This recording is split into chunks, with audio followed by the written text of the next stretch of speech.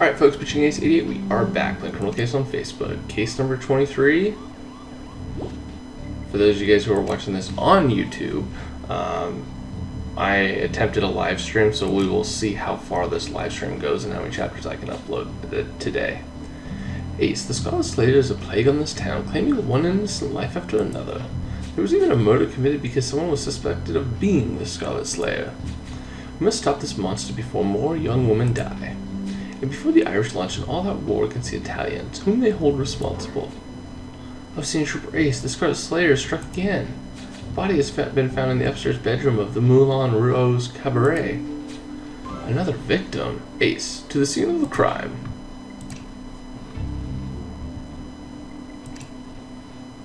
Yep. Preview. Unfortunate. Very unfortunate.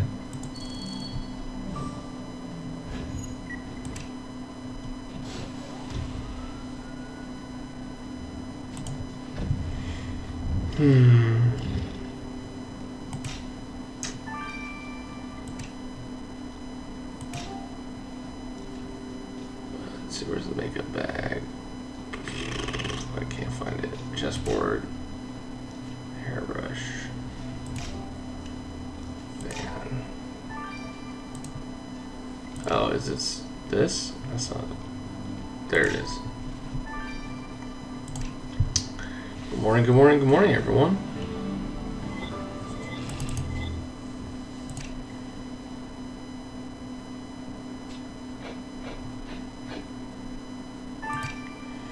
Poor Gladys. Ace, that woman it's Gladys Perrin. To think she'd be gone back to prostitution to pay for her mother's medicine, only to die at the hands of the Scarlet Slayer. And it is the Scarlet Slayer, of that there is no doubt. The wounds are the same, and you're right, there's even a dove feather on the body. You think the contents of this makeup bag might reveal some evidence? Then let's dig in. And it appears the name on this fan, partially rubbed away. Oh goodness, I could have poked an eye out. Agree, Ace, this clue just became even more suspicious. We must decipher the name on it. There's not a second to lose. Let's hurry before the Scarlet Slayer strikes again. Oh, the Scarlet Slayer might be a female. Wow. Alright guys, I gotta grab a bunch of stars and see you guys back as Pitching Ace 88. Or what? Alright folks, Pitching Ace 88, we are back. We grabbed some stars. Let's head on.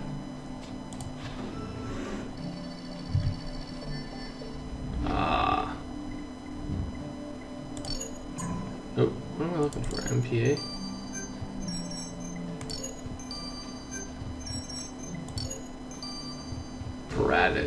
Imperatus. You're right, Ace. The Imperatus this fan belongs to must be Marla de Imperatus, the cabaret dancer we met when we first arrived in Sinner's End. We last spoke to the delightful Marla when her fiancé Barnaby Wilson was murdered. I hope she's had sufficient time to mourn. And right, we should also probably ask about the weaponized fan too. I'm sure Miss de Paradis will have a fitting explanation for this, Ace. Yeah, just because you got the hots for her. But, I mean, she could definitely be saying that she's just using it to defend herself, but at the same time, I think it might actually be a woman that's doing all this stuff. Because it would mean that the women or the people that are getting murdered are comfortable with them, so. Ace, there's blood on the ticket you found in the makeup bag. If we're lucky, this ticket will have been left behind by the killer. Let us send it to Viola for analysis. At 10 minutes to get 15 stars, not too shabby at all.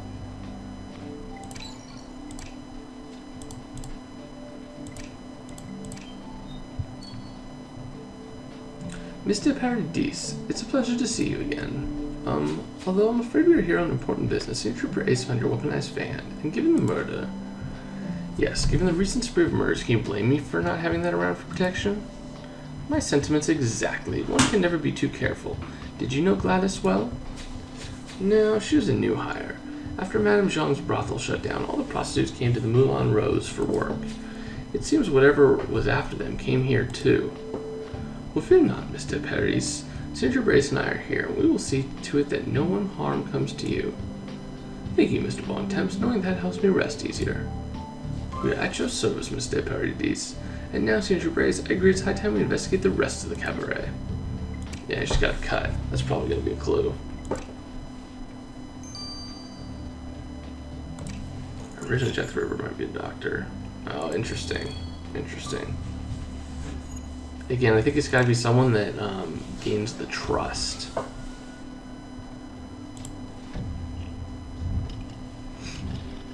Alright, so the bottle, that's actually a clue. I see a whiskey glass, 21, fish, lobster, and note.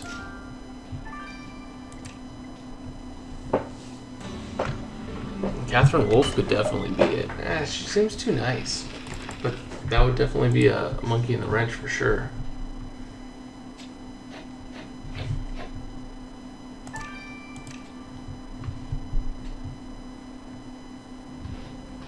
Ace, I know catching the Scott Slater is our priority, but this Moulin Rose checkbook might be an opportunity to get a closer look at the Irish gang. After all, we know they run all the cabarets. If you can decipher this transaction number, we may learn more about what goes behind the scenes. There was something written on this bottle of pink beverage. Let's recover the message.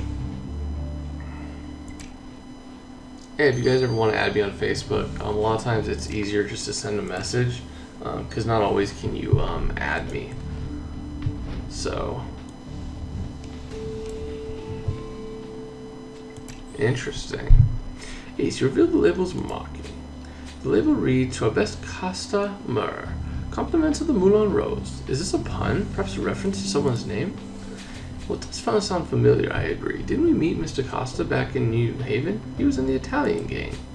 Well, this label makes it clear Mr. Costa is a frequent customer at the cabaret, and we better have a word with him. Yeah, poor Gladys. She was so innocent.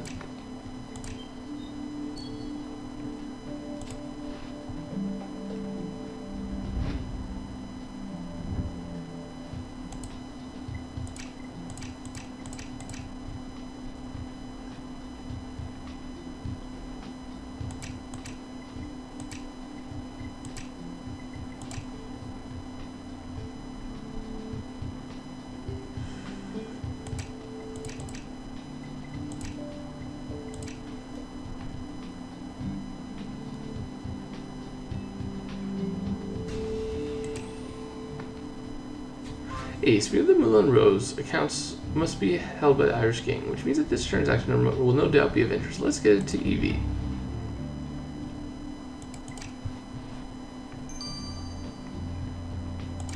Oh wow, we got a lot of stuff. Let's talk to Vinny.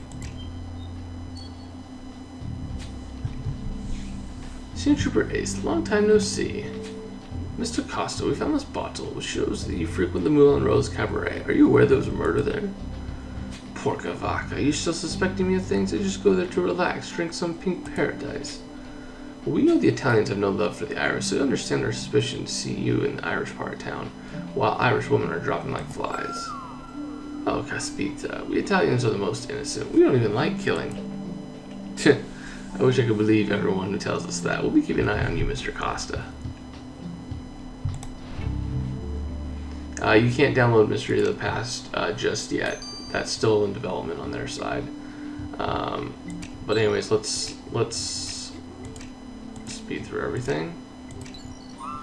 Evie, you ever managed to trace the transaction number on the Moulin Rose checkbook? Yes. The tracing check number is decoded revealed that the transaction was made in the Moulin Rose named by Fiona Flanagan. Well, this confirms the Flanagan's ownership of the cabaret, but I thought Finley was in charge of the girls. Doesn't Fiona take care of the alcohol? Well, either way, this checkbook shows she gave a sizable amount of money to Gladys Parent. Why would Fiona give money to a prostitute? I agree, Ace. We better talk to Fiona about this. Unless she plays both sides of the field. Yep. I definitely think it could be Fiona. Ace, the bullet and the ticket you found at the crime scene is the victim's, but that's not even the most interesting thing about it. Well, I'd say it's plenty interesting to know that the ticket was left behind by the killer, the Scarlet Slayer. What else could be as interesting? Well, after testing the bloodstain, I called on Evie to figure out what the ticket was for, and this ticket was used to see one of my favorite musical films, The Phantom of the Cabaret. I'm not even going to try and sing that song. Well, I admit it, I'm not much for musicals, but the important thing is we know the killer went to see this movie. The Scarlet Slayer sure has dramatic taste. Ace, after we are through with them, the Scarlet Slayer will be the Phantom of the Prison Yard. I hope not. Hope he doesn't get washed away in the prison yard. I hope people find him in the prison yard. Oh, hello, Ace. Oh my gosh, what are you doing? Richard, you have a scalpel sticking out of your neck. Oh yes, I was testing a new formula for anesthesia, and I completely forgot the blade was there. I suppose that means the anesthesia worked. But not to worry. I skillfully avoided piercing in major arteries. Let me just put a bandage on it. Crazy. Your killer also gave Miss Perrin something of an anesthesia, by the way, probably to subdue her. I found chloroform soaked into the skin of her nose and mouth, which is lucky for her because having her stomach cut open by the Scarlet Slayer would have been excruciatingly painful, as would have been waiting to die from blood loss. The skillful way in which the prostitute killer stages murder shows that they have a strong knowledge of anatomy, and I'd be on the lookout for a large, curved blade of sorts. So our killer knows anatomy, Ace. We must collect more pieces to complete the body of this case. Yeah, something tells me it's like a scythe or something.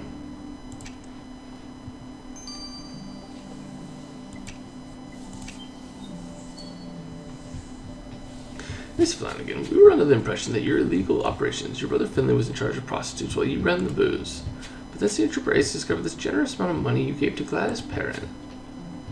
Wow, the girl's body is barely cool and you're already sniffing into her finances? What principles?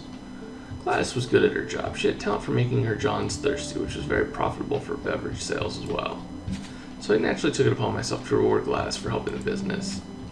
Well, now her only reward is death. A waste of a good talent, if you ask me, and all this killing is bad for business. Probably true.